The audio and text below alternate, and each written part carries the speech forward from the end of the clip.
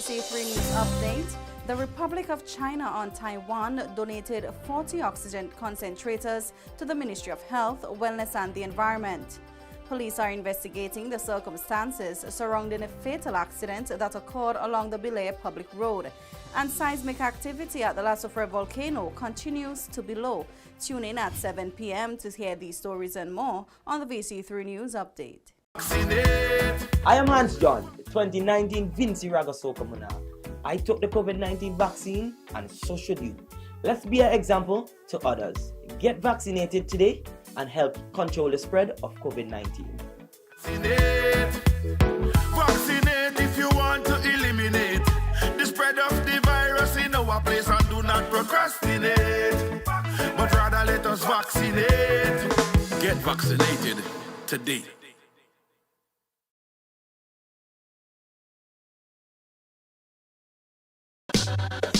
Read, learn, grow. The children are the future. Help them read, learn, grow. Only reading is the key, so help them read, learn, grow. Let's show them how much fun it is to read, learn, grow. So parents, you play a part. First and foremost, reading from so young is advantageous. Link with the teachers. Working hand in hand is a must. Just 10 minutes of your child reading to you is a plus. Get fun books, make reading priority. When children read, they are able to learn, and the more they learn, the more they grow. So parents help the kids read, learn, grow. Reading is fun, kids have to know. Read, learn, grow. The children are the future. Help them read, learn, grow. So parents, you play a part. This message is brought to you by the OECS USAID Early Learners Program, funded by United States Agency for International Development. For more information, log on to www.oecs.org/ELP.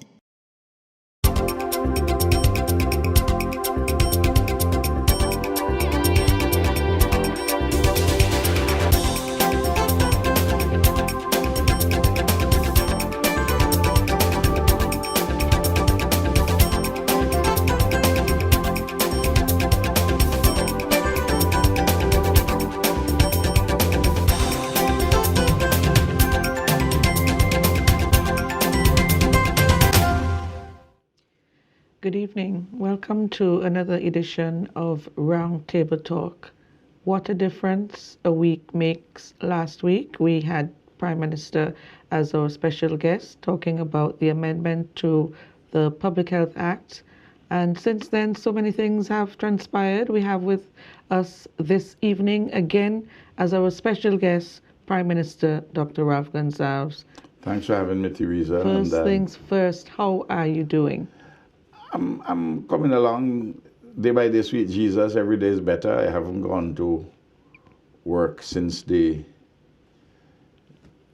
assault upon me, the battery upon me, the busting off my head on Thursday, the 5th of August.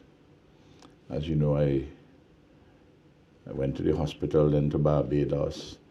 I came back from Barbados, having seen my friend, Dr. Gill, a neurologist.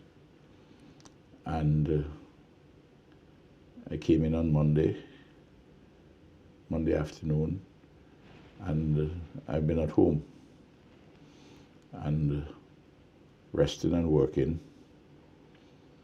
And tomorrow is my 32nd wedding anniversary. Oh, congratulations. Yes. So there are a mixture of many things, and Sunday was my birthday. So there's a mixture of not so good things and some good things. You know, when you're my age, 75 years of age, and you get a concussion, you get a blow in your head, and you get a concussion, it has the potential to cause serious challenges for you. And I've been monitoring how I've been going very carefully. It's not just the injury itself. It is you get headaches, and there's something called which Dr. Gill told me called post-concussion syndrome. Transient things, temporary things, you know, you unsteady walk, you know, the head aches occasionally, a little disorientation.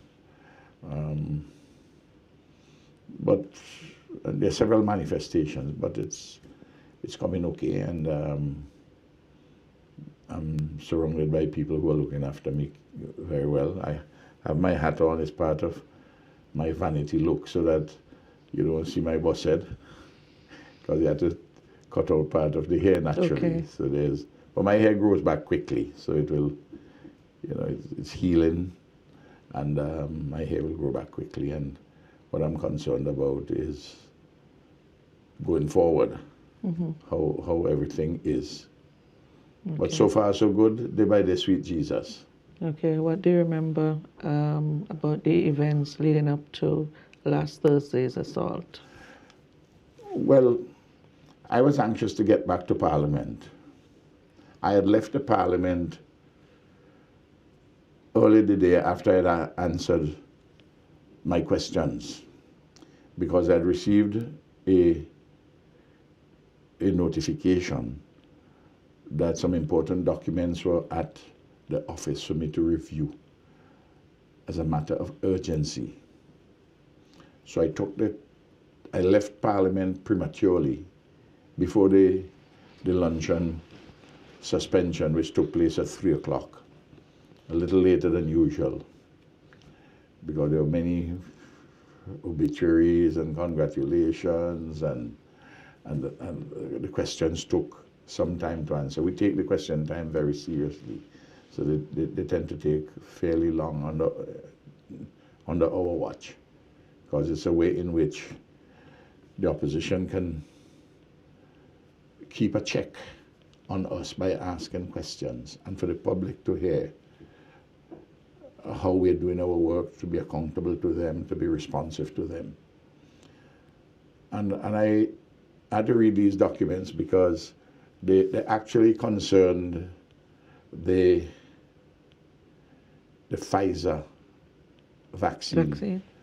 The donation from the United States government, as you see in the newspapers and the broadcast, that there are 6 Caribbean countries, including St. Vincent and the Grenadines, which are getting some Pfizer vaccines from the United States of America.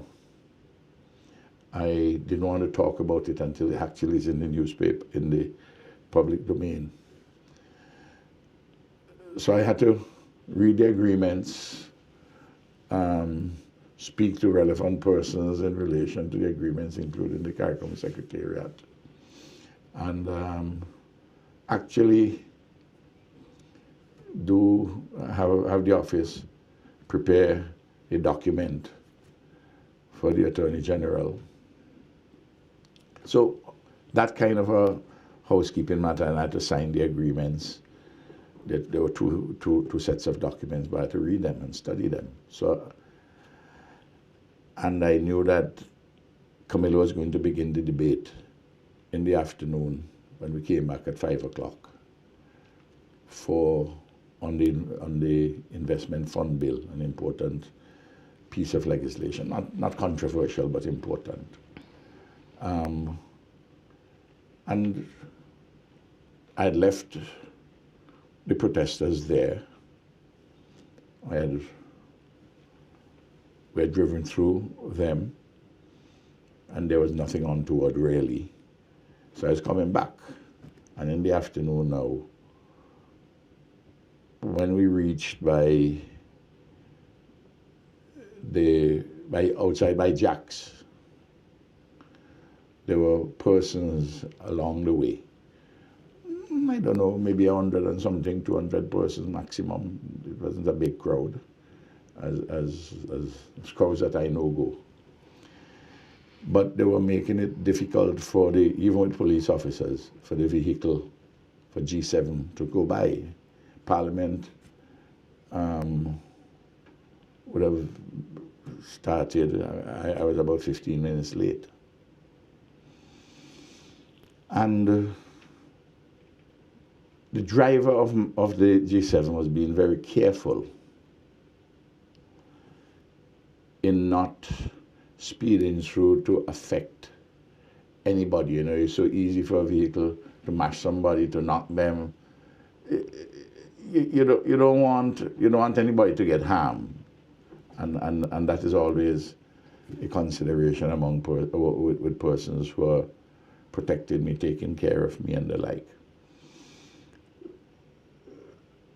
So I got out of the vehicle to walk, and I had finished walking most of the distance. In fact, I had come off the road in front of Building and Loan to go into the side gate, and I'd pass the little gutter-like, a little, not a full drain. And then I was walking towards the side gate, and got this blow in my head, and then the blood just started to stream down. That's what I recall of the incident. You know, Teresa, I don't know, since 1951, universal adult suffrage, whether anybody, any parliamentarian has ever been struck by any protester. And there have been several protests since 1951 in front of Parliament. I've been in Parliament since February 1994. And in opposition and in government, I haven't had any incident of anybody hitting me.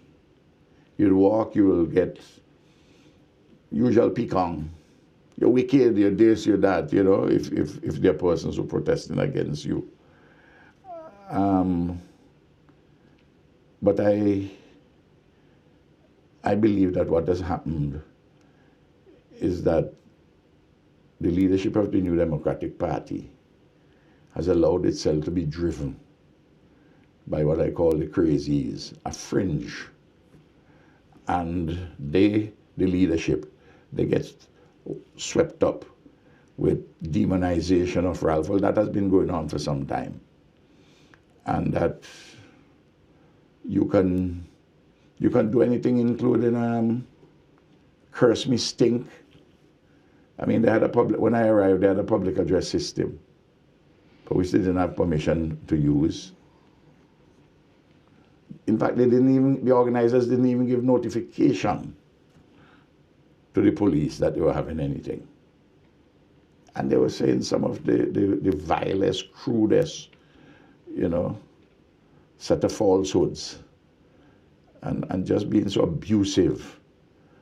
I didn't pay any attention to them. But when I got into the chamber and the proceedings started, I actually asked one of my security officers, when I was seated at the seat of the Prime Minister, and called one of them, and I asked him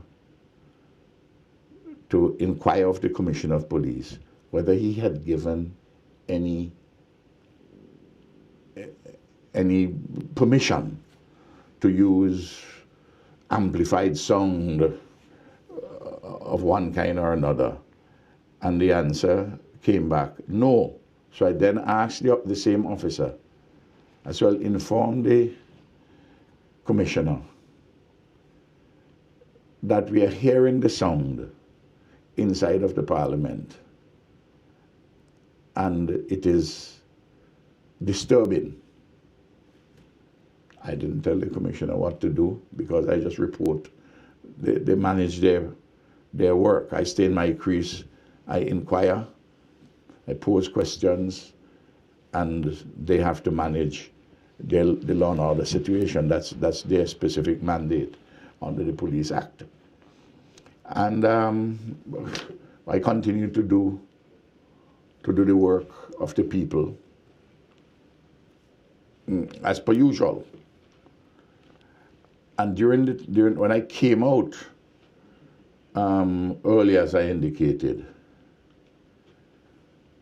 we went through the gate, the side gate, and we went up, and there was nothing as usual. I'll wave people and so on.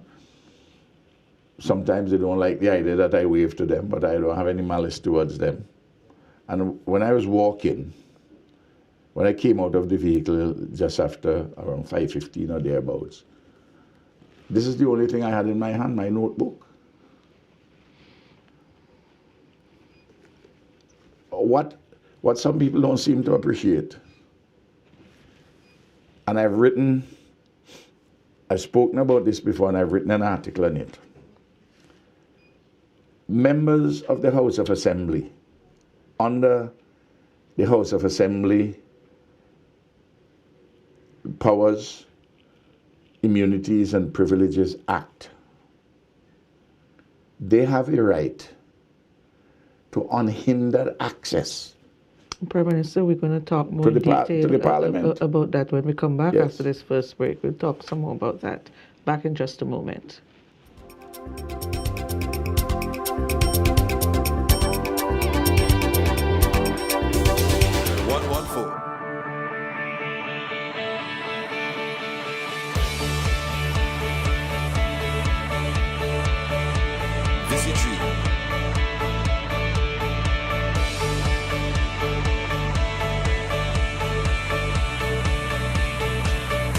Channel 114.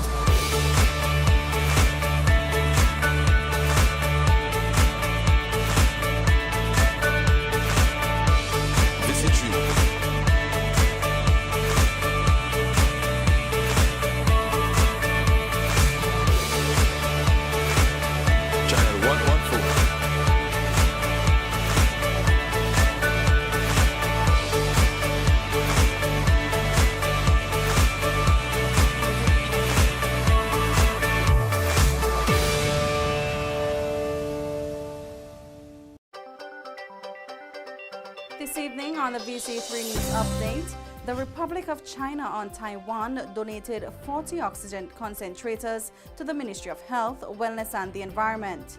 Police are investigating the circumstances surrounding a fatal accident that occurred along the Belay Public Road. And seismic activity at the La Soufrière volcano continues to be low. Tune in at 7 p.m. to hear these stories and more on the VC3 News Update.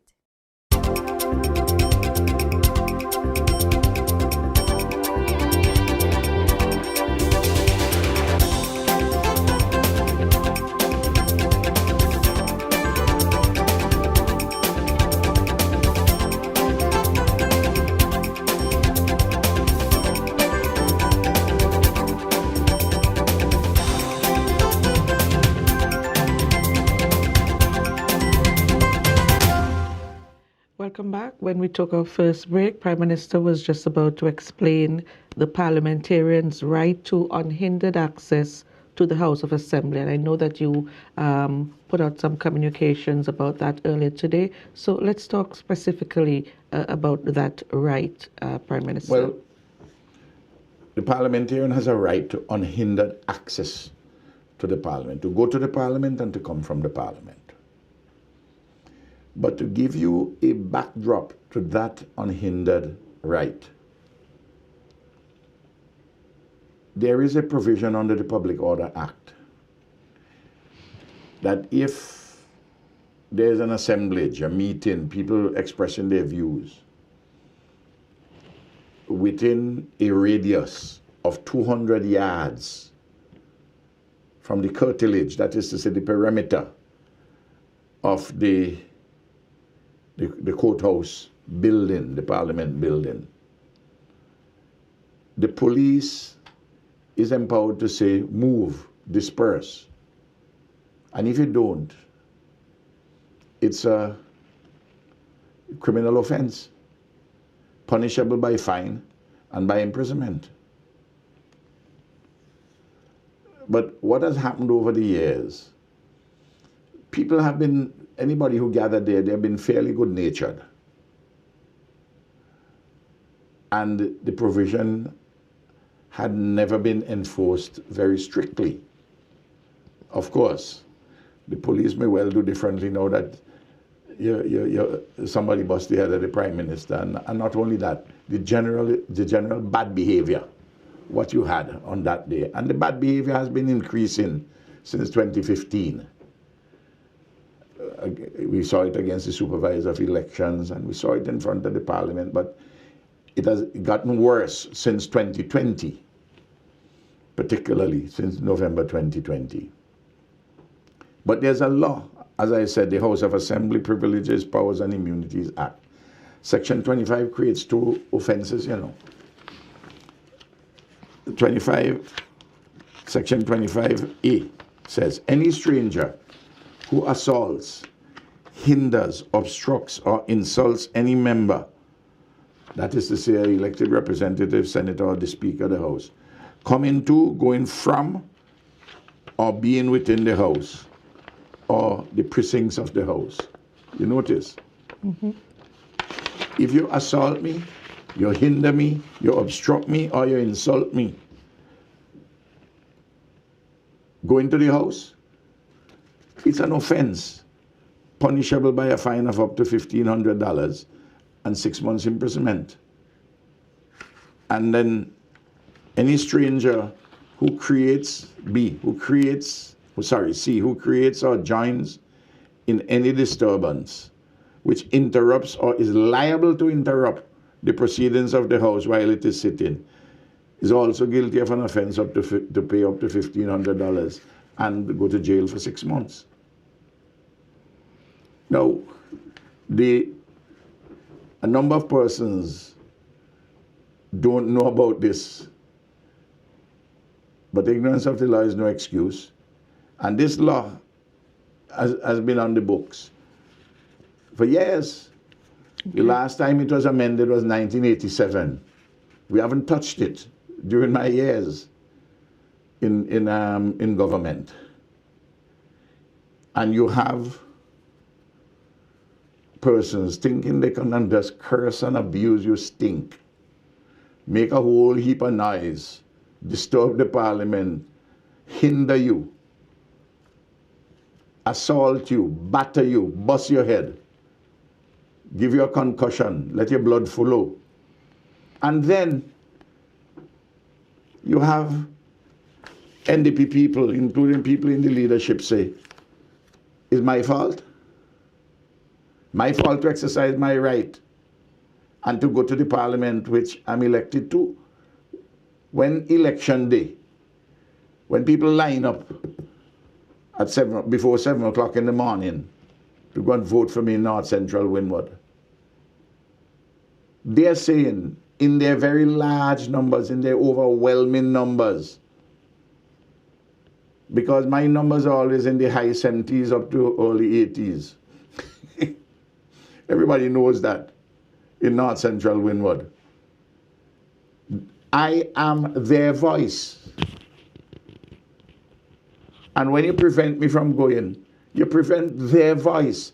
The Parliament is the citadel of the democracy.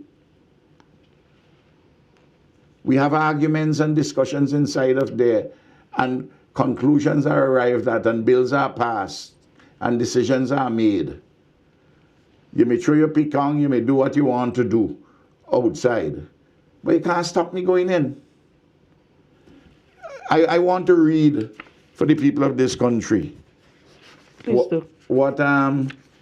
Kebackas, who apparently is leading Lorraine Friday by the nose, at their press conference at the NDP headquarters on Saturday evening, Saturday the 7th. This is a paragraph. How did it turn sour? I was there. This is Kebackas. Ralph Gonsalves recklessly decided that he will send his bulletproof car ahead of him. Well, I don't know which bulletproof car, because G7 is not bulletproof. This is the kind of lies they tell just perpetually. I can't respond to every lie. I have serious work to do. He started out with the bulletproof car. I'm continuing to read what she says. There's no bulletproof car. It's silky, they buy it from Stargarage. Anybody could go and see the kind of vehicle. Then he, meaning Ralph Gonsalves, decided to alight from the vehicle, come out, walk through the protesters with armed policemen at either side and in front of him, beating and pushing and getting the crowd more and more angry. But they're not supposed to stop me. I have a legal right to be there.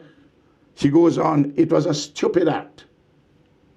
And without that act, there would have been no violence.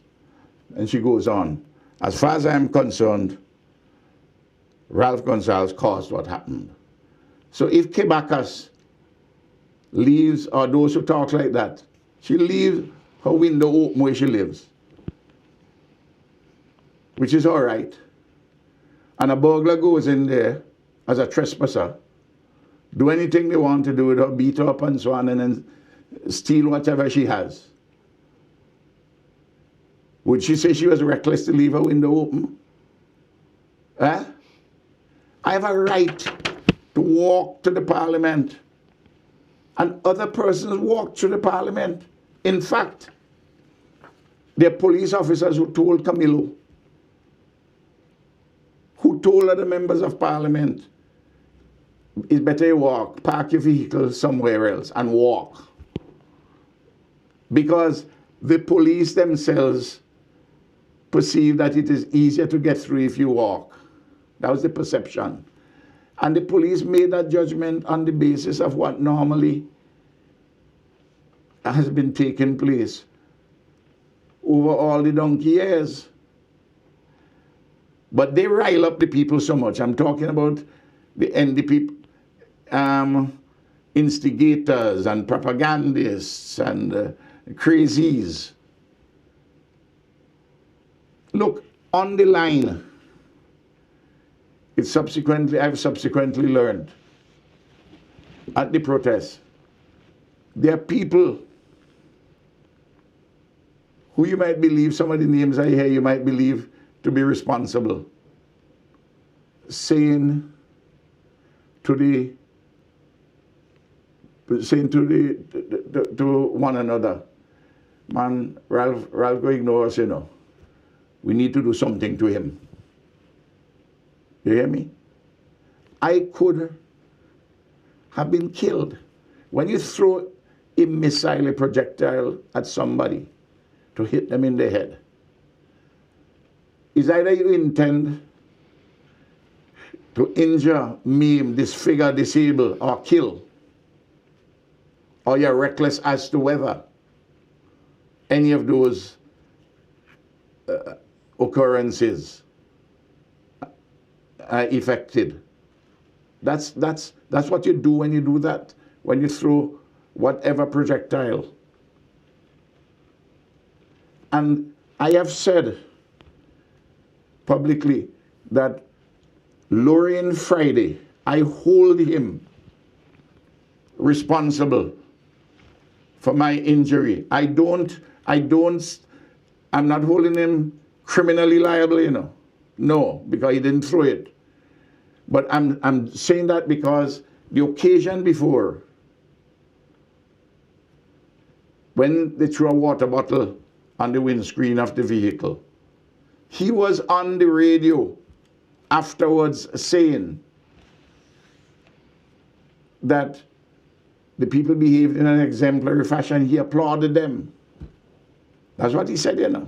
We'll talk some about that. I want to make a comparison with your not wanting to accept a call from him and speaking to Leacock, and why was the difference? Yeah, Yes. We'll talk about that when we come back. Yes.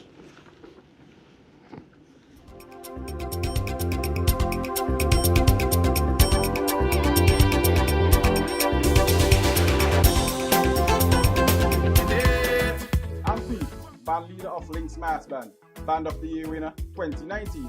I'm urging you to practice proper hand washing to curb the spread of COVID-19. When you're able to wash your hands, use soap and water to clean your hands thoroughly. Get vaccinated today. Protect yourself and be responsible. To me, and I urge you, Get vaccinated. It is safe and it is effective. Stop the spread, help the fight, and make the choice that is right. And let us unite and do the thing right. Man and woman, let us join in the fight. This evening on the VC3 News Update, the Republic of China on Taiwan donated 40 oxygen concentrators to the Ministry of Health, Wellness and the Environment. Police are investigating the circumstances surrounding a fatal accident that occurred along the Belay public road. And seismic activity at the La Soufrière volcano continues to be low. Tune in at 7 p.m. to hear these stories and more on the VC3 News Update. On Friday, August 13th, there'll be thousands of dollars to be won. A lotto jackpot of $77,000. A new home, car, or that college education. Lotto, you have to be in it to win it. Next lotto jackpot, $77,000.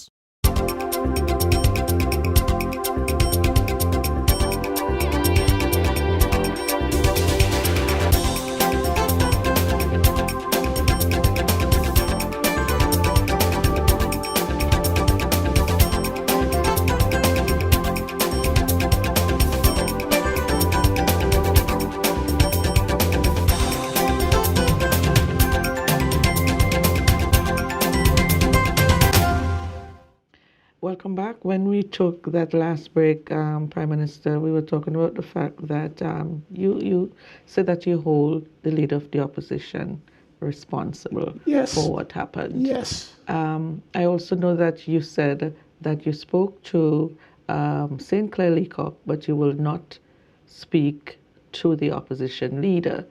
Now, Leacock was heard saying, and it's all over the media, that we have taken the peaceful out of the protest. So what's the difference? You talk to one and not the other. Well, I want to be fair to Sinclair Leacock. The taking the peaceful out of the protest is not a formulation which he made on that day. It was on an earlier occasion. At least, if he said it on that day, that would have been a repeat, and that would have been terrible. I upbraided him on that at an earlier occasion when he had said that. I said, you can go and tell Kenton that you take the peaceful out of the protest. Because we take out peace, it's war. Now, Sinclair Leacock and I have a peculiar kind of relationship, going back many, many years. And I may be wrong in my judgment. At the time when I made that statement, I might have been wrong, don't know. Because some things which I saw Sinclair said on the Saturday the 7th, after I called him on Friday the 6th, I'm really disappointed about some of the things which he said. And I will, when I get an opportunity, I will tell him that too. Said some real ridiculous, foolish, outlandish things. But when I got a message from my security that both Sinclair Leacock and Lorraine Friday were trying to get in touch with me, I called Sinclair, and I also told him that I'm calling you, but I will not call Friday. And if Friday calls me, I will not take the call, because I hold him responsible, personally responsible, for my injury, for the blood spilling, and for the concussion. And I tell you about the nature of the relationship which I've had with Sinclair Leacock, all his bravado and so on. When I called him and I told him about how I'm treating him on Friday, that is on the 6th, differently. He said to me on the phone, he said, Prime Minister, I don't know if you would believe it, but I want to tell you I am truly sorry what happened, and I don't want to have anything to do with anybody, any organization, nothing, where people behaving in that fashion.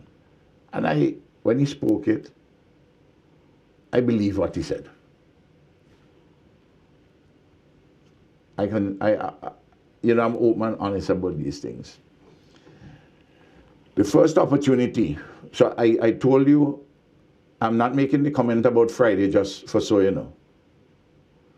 I mentioned first when the plastic bottle, water bottle was thrown on the windscreen, and he went and he applauded the supporters. But after my blood was shed, and Friday was in the house, not too long after, all Friday could, the most extreme language he can use. You know what he said? He said that what happened was regrettable. In other words, my bloodshed is regrettable. What kind of man is that? The Prime Minister blood is shed on a protest in which you were the organizer. Forget this thing about Friday, about public service union and teachers union and so on. If you had a dozen public servants and nurses and so on there, you had plenty. He had an opportunity, unequivocally, shortly after he heard that, on the floor of the House, to condemn unequivocally what happened. No, bloodshed regrettable. You know, there were 3 tests which Lorraine Friday, as a leader in the circumstances, should have taken and met. The first one, as soon as he heard about this, he should go on the bullhorn, on the public address system, on which he was speaking intermittently the whole day. He should have said, this protest now has to be discontinued. Something has happened, the Prime Minister has been injured. This has gone beyond any normal protest. I will have none of it. I will not encourage this. And close it down. That's the first thing. He did nothing of the sort. In fact, there were NDP people outside beating drums and singing and chanting, including persons who canvassed for them, saying the wall boss get a bus head, he should have dead. I don't know if you know that, Teresa. They were doing that. While he is in Parliament, say that my bloodshed is regrettable. So you want me to talk to him? So he should have had the first test outside to tell the crowd, his people, that they should go. He has nothing, he doesn't support that kind of thing. Secondly, he should have come in the House and unequivocally condemn the violence. He didn't do that. It took him about 5 hours before he did that. And then many, many hours later, when they issued a statement, he equalized my bus head. We have a right to traverse as a parliamentarian, go into the parliament with some incident between, alleged incident between a policeman and somebody else. You know what it is? And the third test you were supposed to take, should have called Eloise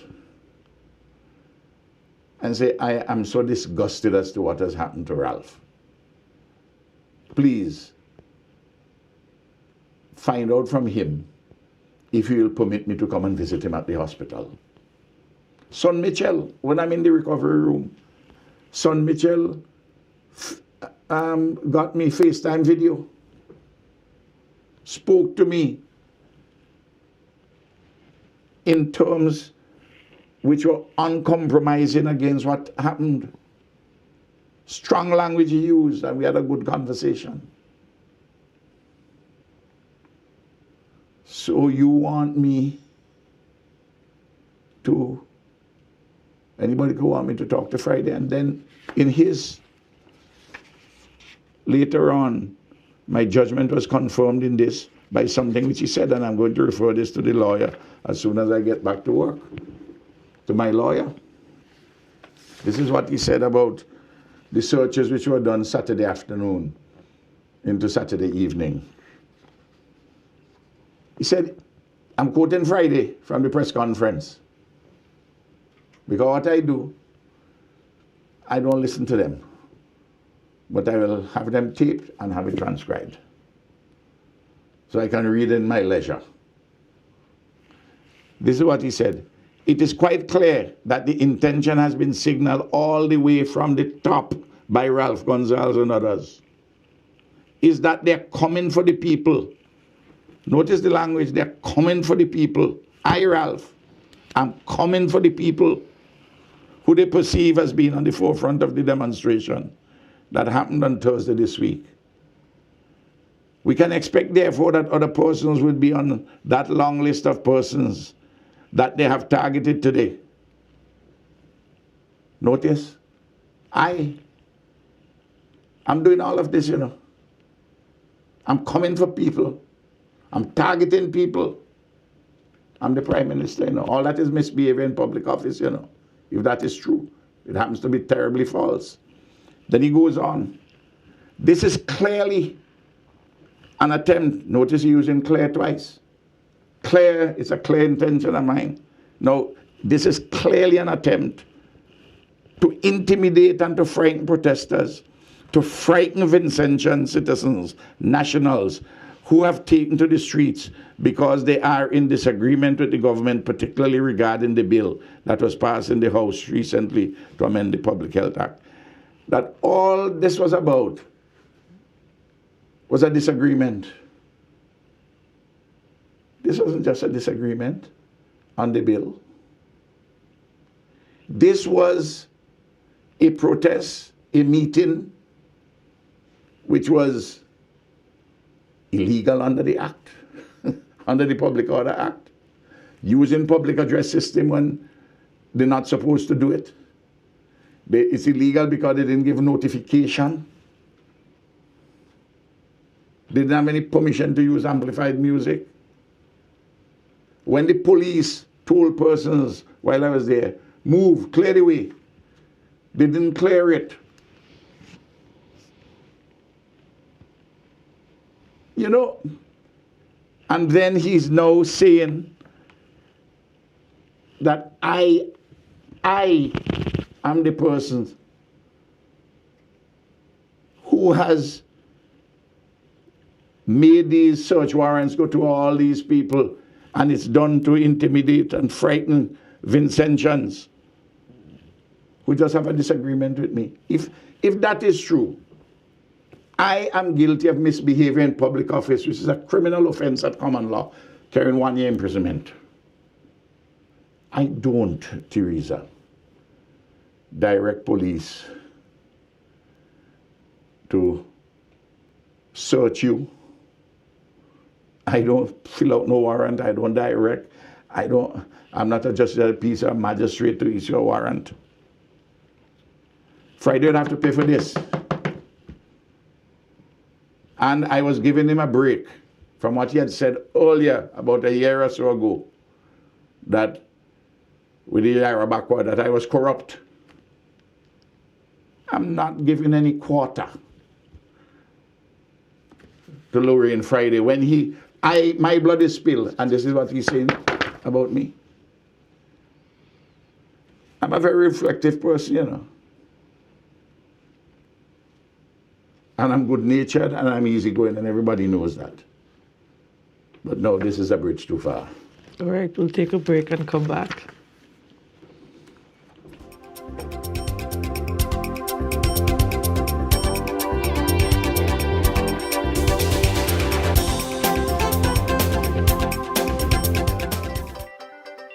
This evening on the VC3 News Update, the Republic of China on Taiwan donated 40 oxygen concentrators to the Ministry of Health, Wellness and the Environment.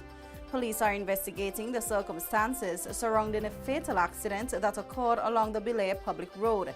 And seismic activity at the La Soufrière volcano continues to be low. Tune in at 7 p.m. to hear these stories and more on the VC3 News Update.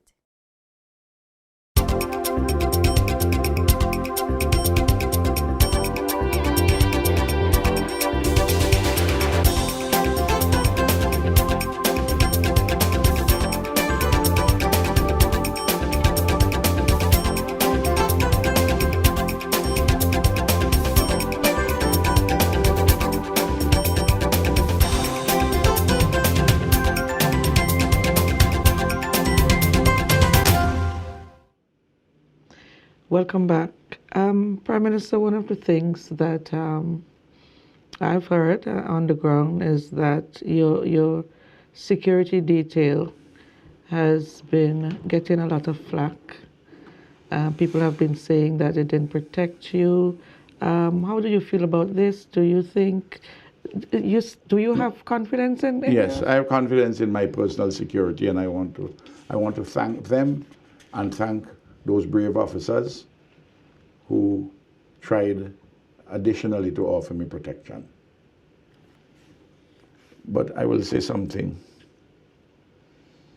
The police, not these particular officers, the police earlier should have realized that riotous conduct was taking place. And don't think I'm using this word ill-advisedly, you know. One of the leaders at the NDP, Kebakas, she's saying this in the press conference on Saturday the 7th. I say this to show that these are persons, referring to the persons who are there, these are persons who were in a peaceful riot. Well, first of all, I don't know what is a peaceful riot. A riot, by definition, is a commotion of a number of people, civil commotion of a number of people, with riotous or disorderly behavior, which is the antithesis of peaceful. A peaceful riot is oxymoronic language.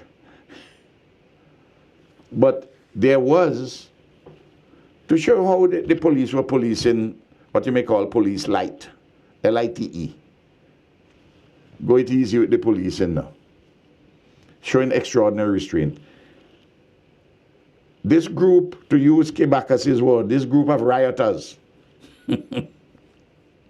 because peaceful is the verb, you know. Peaceful is the adjective, you know. And riot is the noun. She called it a riot, you know. Only that she says it's peaceful. Well, how it could be peaceful and I get my head bust? How it could be peaceful and they light a fire? They lit a fire near to the prison. That is a serious national security breach. And what did the police do? The police had two big fire trucks. Rather than drive them up and out the fire, they did their policing light, L-I-T-E, because they didn't want to drive, I believe, these vehicles there. They might have mashed somebody. You know what I mean, Teresa? They bending over backward, they're doing the limbo to be considerate to the rioters. They sent two people up there, two police up there, two firemen, with two extinguishers throughout the thing. Now, you may say that there was a misjudgment as to the extent of this riot which was taking place. That is what Kebakas called it, a riot. Certainly wasn't peaceful, and you can't have a peaceful riot, because from the morning they were winding up people. There are reports from special branch persons how they were winding up people, from other independent observers. There are people who are in the crowd, you know, who brought information to us, quoted Tom, Dick, Harry, and Mary, what they were saying, you know.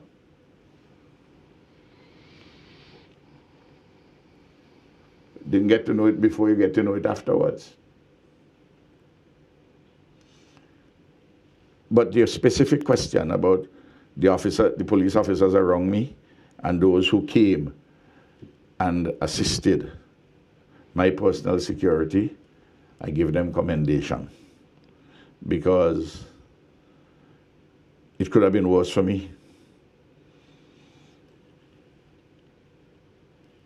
Teresa, I don't know yet the end of what is happening to my head, you know.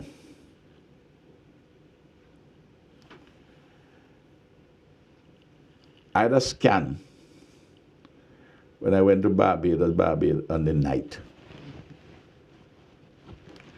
And because of how I was feeling, that's the Thursday night into the Friday. I was feeling Saturday morning. They ordered another scan on Sunday, you know, on my birthday. I spent the morning at Queen Elizabeth, you know. And I'm grateful to Dr. Gill to come in on the Sunday. Because when you get a blow in your head, my mother was knocked down with a motorbike when she was in her late 70s, early 80s. And the last 7, 8 years of her life, she had dementia. She didn't, in the last 5 years or so of her life, she didn't know me. She didn't recognize me. And the doctor says it's related to the blow that she got into her head, in her head. I have friends who report these things to me since I've gotten this blow, about what happened to their parents, their brothers, their sisters. So here you have somebody, and I'm not commenting on anything about the case. I'd be wrong to do that. But the blow that I got in my head, I don't know what are the long-term consequences. I wouldn't know yet. Now here I am, after serving this country for so many years. I first got involved as an activist in this Caribbean in 1968. I have contested every election since independence, from the first one in December 1979 to independence to now. That is 79, that's 21, and that's 42 years, 27 years in the Parliament. When I should be looking forward in my old age to writing and talking to younger people and teaching and all the rest of it, and that I have to be worried whether this blow which I get, you're going to humbug my brain? Eh? You tell me all you can say in Parliament is that bloodshed regrettable. Huh? And then accusing me of misbehavior in public office Friday. Somebody actually got a question about that. Don't pick anything that I said that I wasn't going to talk to Friday anymore. He said, well, he's leader of the opposition, I have to talk to him. I don't have to talk to him. If I have to do any consultation with him, what is required by the Constitution, I write him. I don't want to have anything at all to communicate with him about. I don't want him to tell me morning. I'm not telling him morning. Not only not talking to him, not answering the phone. I'm telling you, that is how I feel today.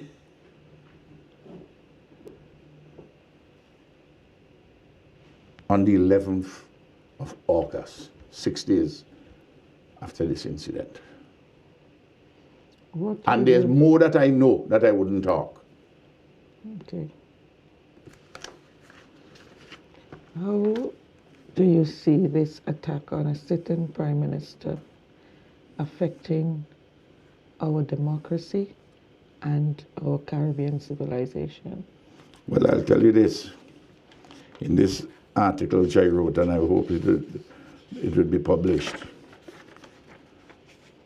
I said this, and I could do no better than read it. I say here,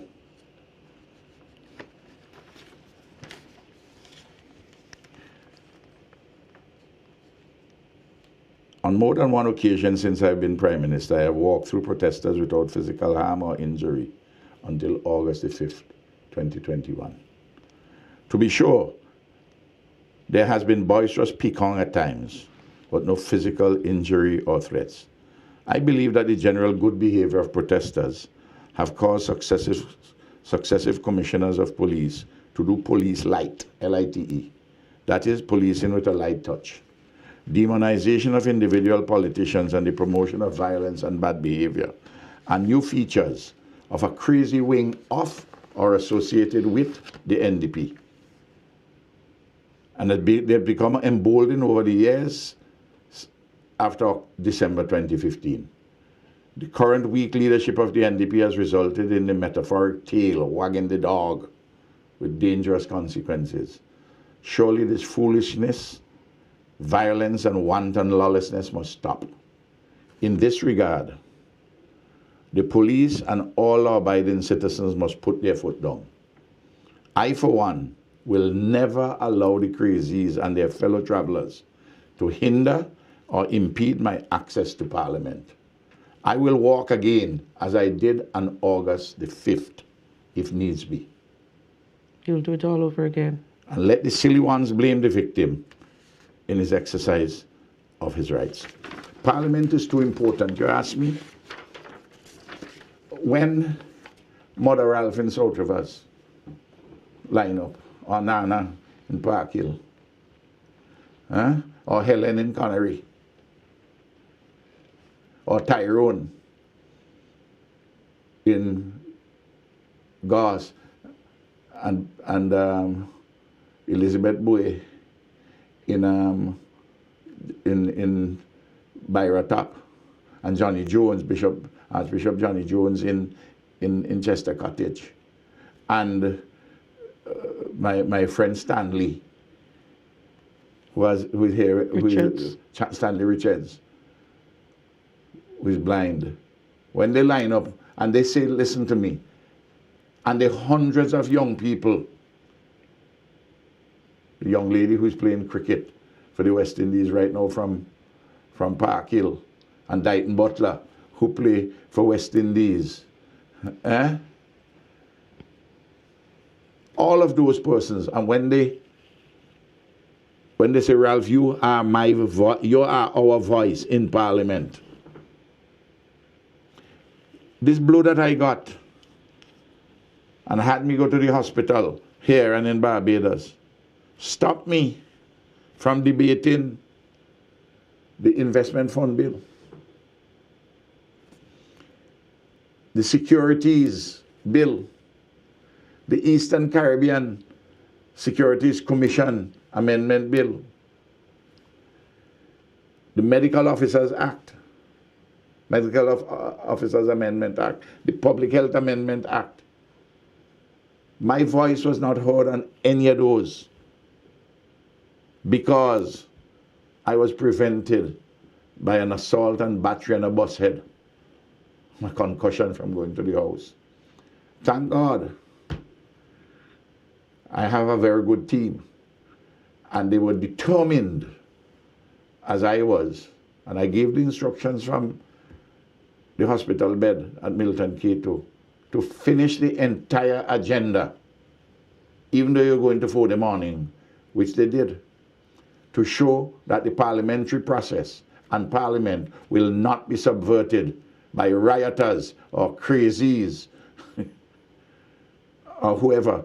Look, we have a tape where an NDP member of parliament is telling the police, man, leave the people if they do they want to do. Now you think his words are, you think Ralph will if anything happened to you, Ralph will pay any attention to you?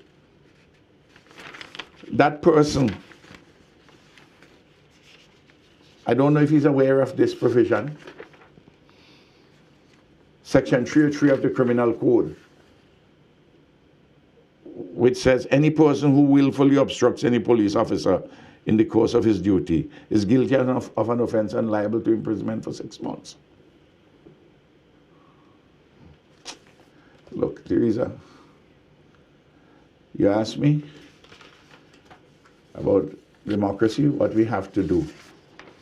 We have to make sure that people like those who currently with the NDP don't ever get a sneeze into political power in this country. That a wheel and come again. Well, I think that's the perfect note on which to end this evening's edition of Roundtable Talk. Thank you very much for taking the time to come and be with us this evening, and we do wish you a speedy recovery. Thank you very much. I appreciate it. And happy belated birthday. Thank you. That's our program for today. We'll see you again next week, Wednesday, at the same time, same place. Good evening.